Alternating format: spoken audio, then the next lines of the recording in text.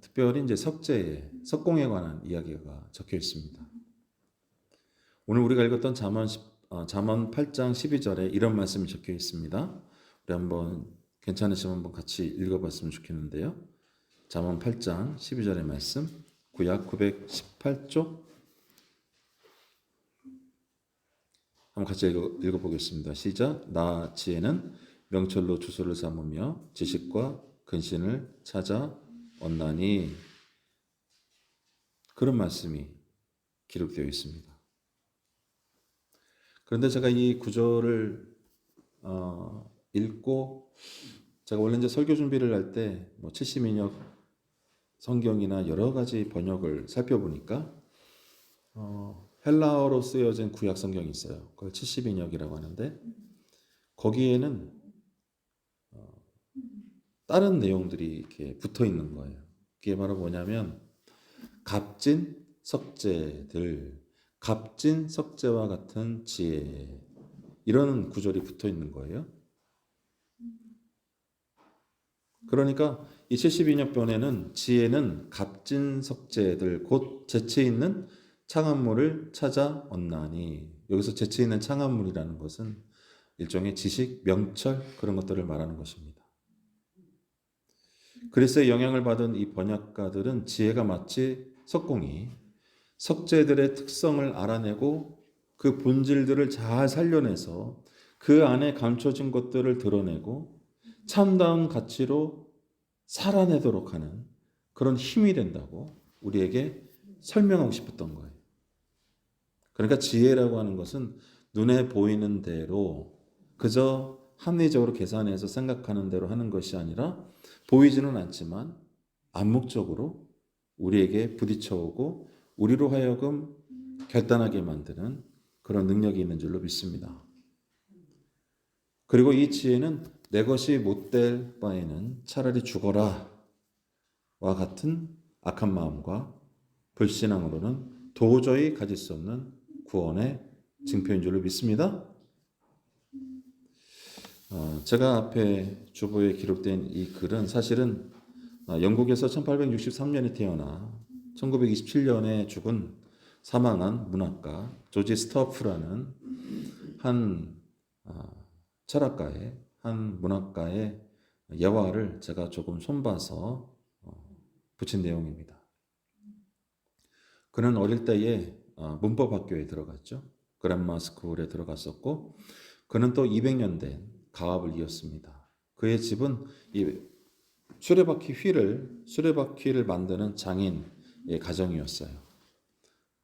그런데 이제 그때 당시 이제 다시 산업혁명 이후에 자동차가 생산되기 전후의 그런 시기였기 때문에 어떻게 보면 이 바퀴를 만드는 일도 사양 산업이었던 것으로 보여집니다.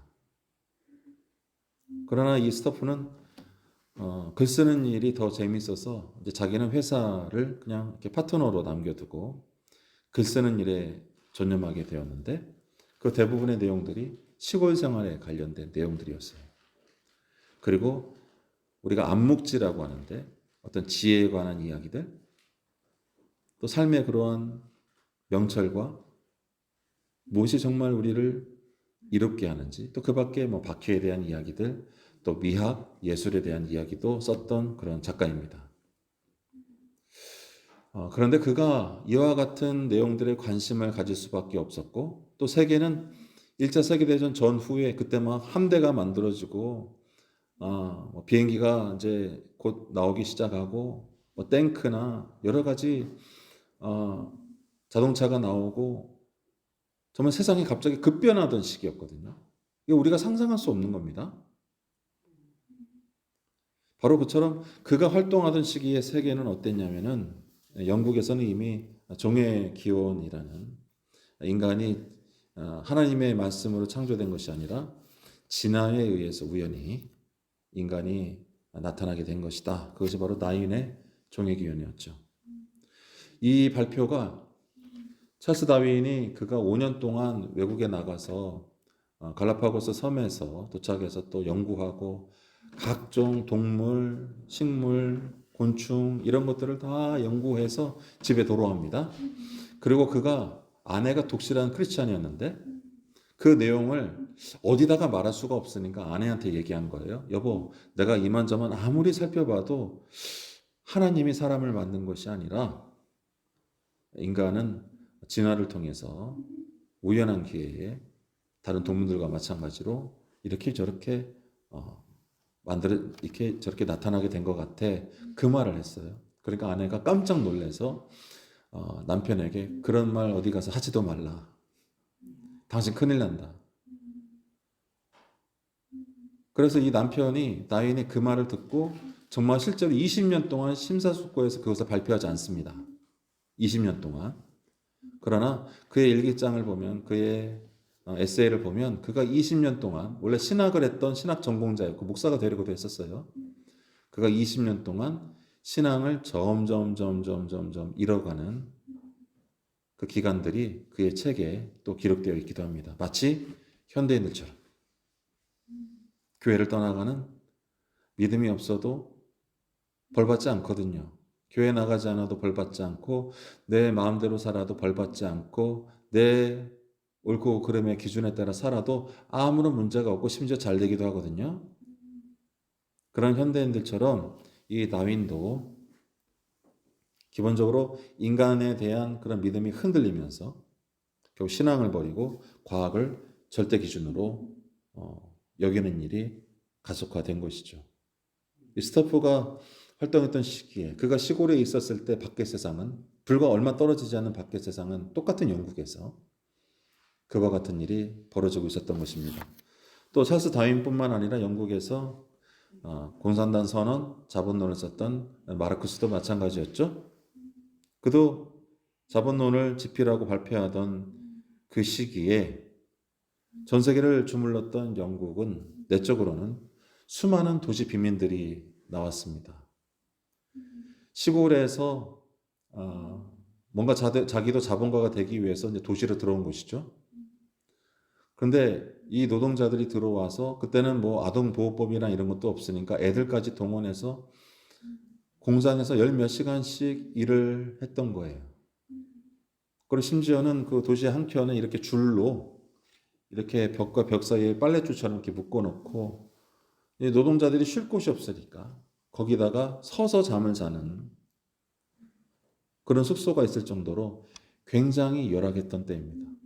그러니까 합리적으로 계산하는 이성으로 하나님 없이 그들이 일을 통해서 돈을 벌고 또 그 돈으로 뭔가를 만들어내는 그런 일들이 계속 벌어지고 있었죠. 마르크스는 그거를 보고 크게 분노하고 이런 모든 것들, 왜 일은 죽어라고 농민들이 하는데 노동자들이 하는데 그 재산들은 다 자본가가 가져가느냐? 이것을 우리 것으로 만들자. 각자의 소유가 아니라 우리의 것으로 만들자. 그것이 바로 공산당의 출현이죠. 그러나 이들도 기독교에 대해서 찰스 다윈과 마찬가지로 그런 신앙적인 그런 암묵적인 지식과 그런 전통에 대해서 믿음에 대해서 호의적이지는 결코 않았습니다. 공산주의가 또 세상이 말하는 그런 합리성이 결코 여러분들이 가진 믿음에 대해서 호의적이지 않습니다. 경계하는 믿음 안에서 잘 분별하시기를 부탁드립니다. 제가 지금 이 현대에 엄청난 포고를 열었던 100년 전에 3대장이 있어요. 그중에 2명은 설명드렸습니다. 찰스 다윈, 그리고 마르크스, 그리고 마지막이 바로 누굽니까? 프로이트입니다. 정신분석학자. 또 니체도 있겠죠. 니체에게도 서로 간에 프로이트는 니체에게도 영향을 받았습니다만 마찬가지로 이 프로이트도 기독교가 인간의 마음을 억눌러 왔다. 니체는 기독교에 대해서 노예의 근성이다. 약자의 도덕이다. 그런 말을 했었죠. 이와 같이 현대에 벌어진 모든 일들은 이 스토프가 그런 현대가 시작될 때에 겪었던 그 마음에 자기가 그럼에도 불구하고 옳다고 여기는 것들을 작품으로 써냈듯이 반대로 이 현대는 과거로부터의 단절이자 그 비판에서 새로운 것을 찾아가는 탈주의 역사다. 이렇게 말씀드릴 수 있어요. 그러니까 예전에는 뭔가 중심이 있고 그 안에서 질서를 만들어내고 가치를 만들어냈다면 지난 100년 동안의 현대는 항상 새로운 것을 찾아서 기존의 것들을 해체하고 자기중심적으로 자기 개성을 찾아서 이익을 찾아서 탁탁 튀어나갔던 것이죠. 자, 이 얘기를 한번 성경 말씀으로 들어가서 과연 우리 안에 나도 모르게 들어와 있는 세상의 가치에 대해서 반성해보는, 비추해보는 그런 시간을 가졌으면 좋겠습니다. 오늘 열왕기상 3장에는 솔로몬의 재판 이야기가 나오죠. 한 집에 사는 두 여인이 성경에는 창기로 기록되어 있습니다. 서로 자기 아이라고 주장하고 솔로몬이 판결을 내리는 그런 내용들이 기록되어 있습니다.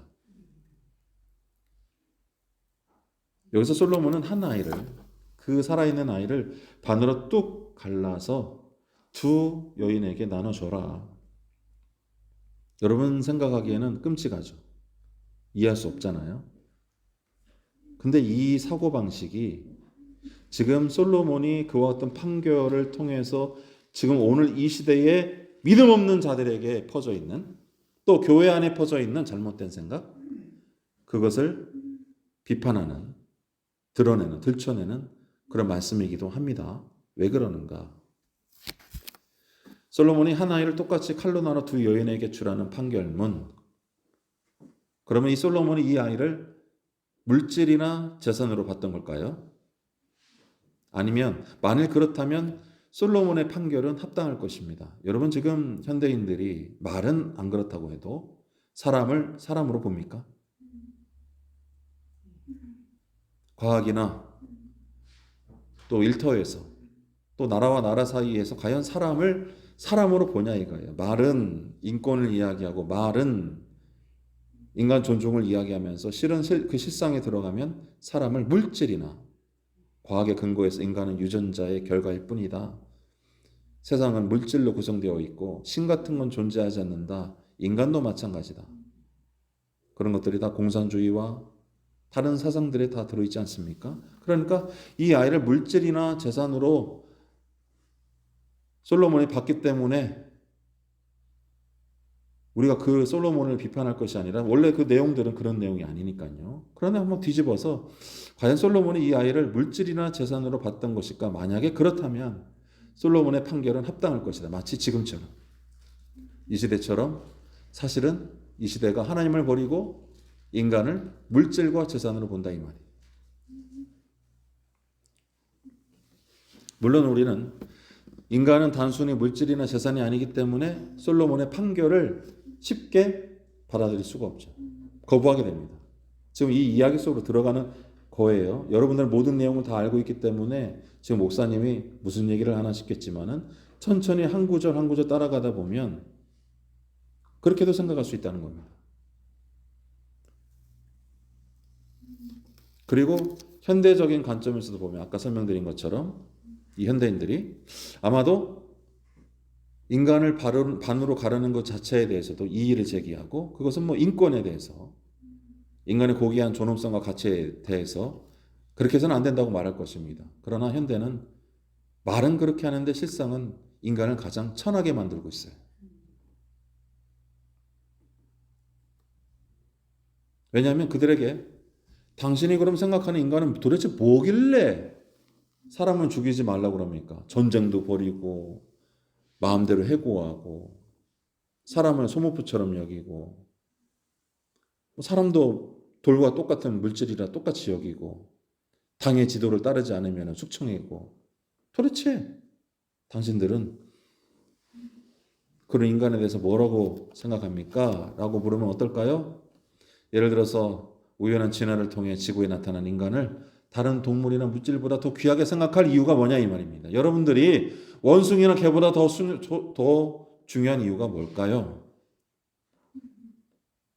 현대가 믿음을 벗어나서 좋아요. 그런데 그럼 너는 도대체 뭔데? 라고 물었을 때 그들은 마땅한 대답을 가질 수가 없습니다. 자기들이 갖고 있는 과학적 지식이나 문화적인 기준을 따르더라도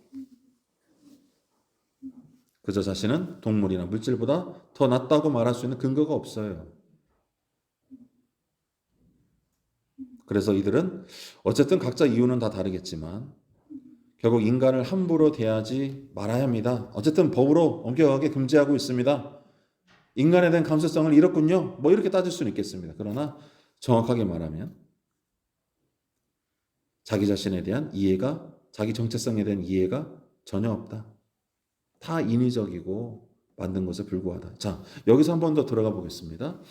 만일 당신이 재판에 져서 이 아이를 잃을 경우 당신의 생명과 재산 모든 것을 다 잃을 수 있지만 대신에 이 아이를 사라지게 하거나 다른 사람에게 제3자에게 양도할 경우에 당신의 생명과 재산을 지킬 수 있습니다. 그러면 당신은 어떻게 하겠습니까?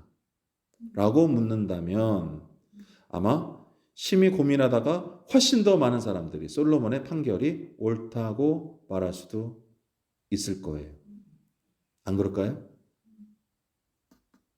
왜냐하면 법도 나라마다 다르고 절대적이지 않죠. 권력도 내 마음대로 바꿀 수가 있고 권력에 따라서 법이 이랬다가 저랬다가 하죠. 그러니까 이런 법을 내게 유리하게 바꾸지 못하는 상황에서는 차라리 내 재산과 생명을 지키기라도 해야 되겠다.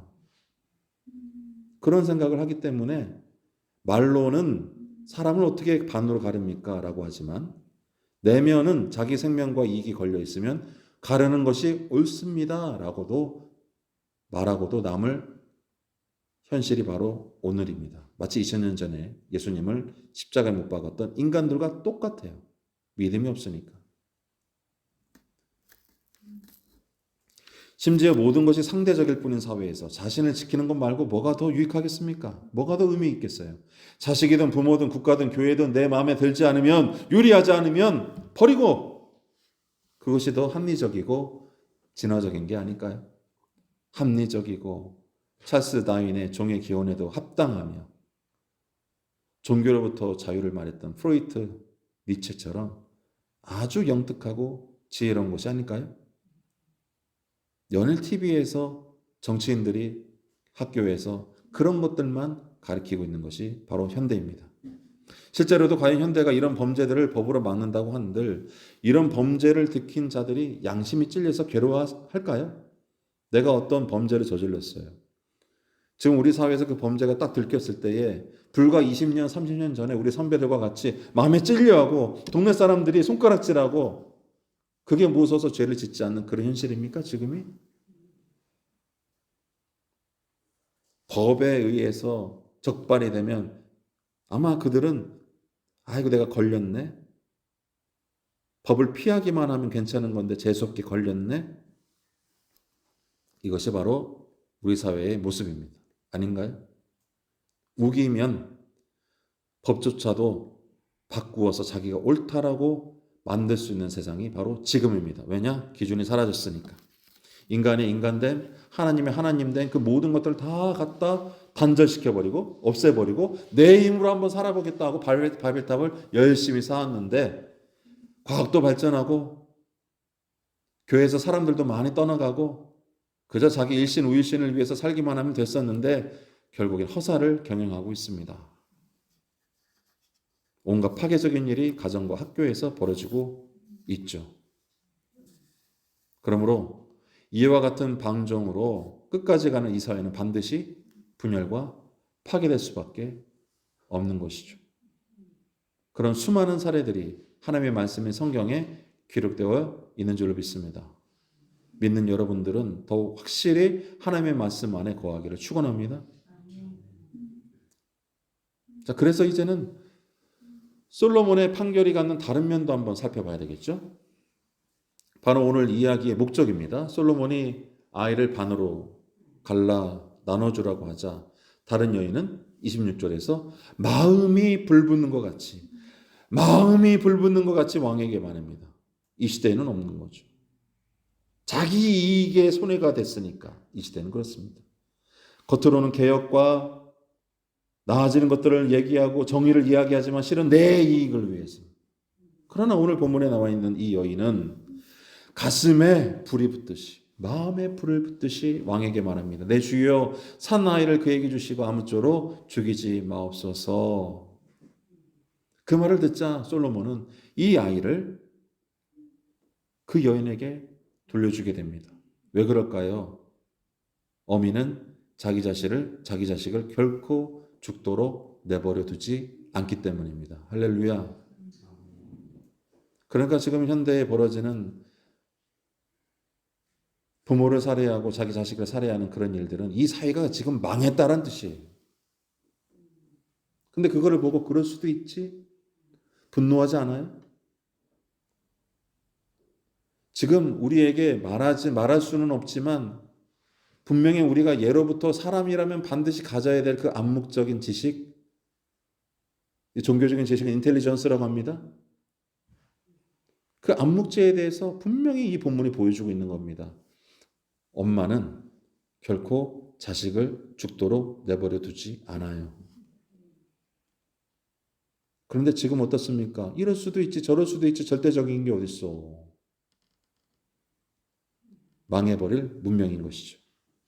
자, 이처럼 고대인들조차도 이와 같은 신앙과 윤리와 도덕을 통해서 또 말할 수 없는 지식을 통해서 그 고상함을 우리에게 보여주고 있는 것이죠. 이것은 현대인이 이런 흔들리지 않는 기준인 줄로 믿습니다.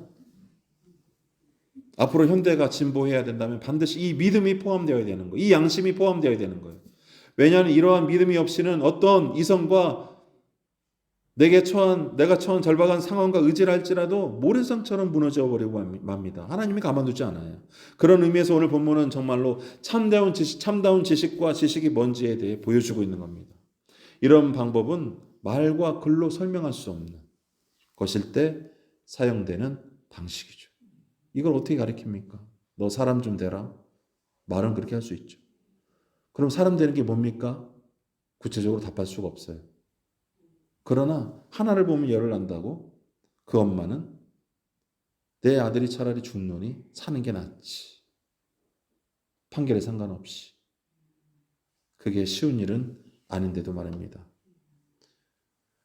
누구라도 믿음을 갖기 시작한다면 우리는 하나님을 통해 다시 중심이 새롭게 살아나는 줄로 믿습니다. 그리고 하나님 안에서 그 양심과 지식이 모두 옳다. 하나님이 옳다라고 가리키는 것을 여러분도 경험하게 될 것입니다. 따라서 스토프라는 작가가 활동했던 또 찰스 다윈과 마르크스와 프로이트와 그런 19세기 말부터 가열차게 진행되어 온 역사를 감히 눈에 보이는 대로 쫓는 역사라고 단정 지을 수 있다면 이 시대도 마찬가지예요. 눈에 보이는 대로 안목의 정욕을 따르는 시대입니다. 그러나 성경은 유사일의 지금까지 눈에 보이지 않는 이면의 역사, 이면의 진리, 그 섭리에 관한 기준과 말씀을 적어서 우리에게 내려온 건 줄로 믿습니다. 마치 어미의 마음에 불을 붙인 그 중심인 거예요. 절대로 흔들려서는 안 되는 중심인 것입니다. 이는 오늘 주보에 나온 석공과 제자 이해와도 마찬가지입니다. 말과 글로 가르칠 수 없는 석공의 능력은 같은 석재를 보고도 문외한에게는 그저 돌덩어리이고 석공에게는 작품이 되기 때문입니다. 그러므로 식견을 갖춘 자에게, 추구하는 자에게, 오랜 세월 성실을 다하는 자에게 이 믿음이 전해질 능력이 되어야 되지 않겠습니까? 눈에 보이는 대로의 지식만을 추구하는 사회에는 반드시 이러한 하나님의 지혜와 명철과 지식이 필요한 거예요. 우리 아이들이 신음하고 있습니다. 교회에 많은 젊은이들이 떠나가고 그 믿음을 떠나가는 일을 가볍게 봐서는 안 되는 것이죠. 종교를 강요할 수 없지. 내 자식은 스스로 판단할 수 있도록 냅둬야지. 악어 입에 아이를 털어 넣으십시오, 차라리.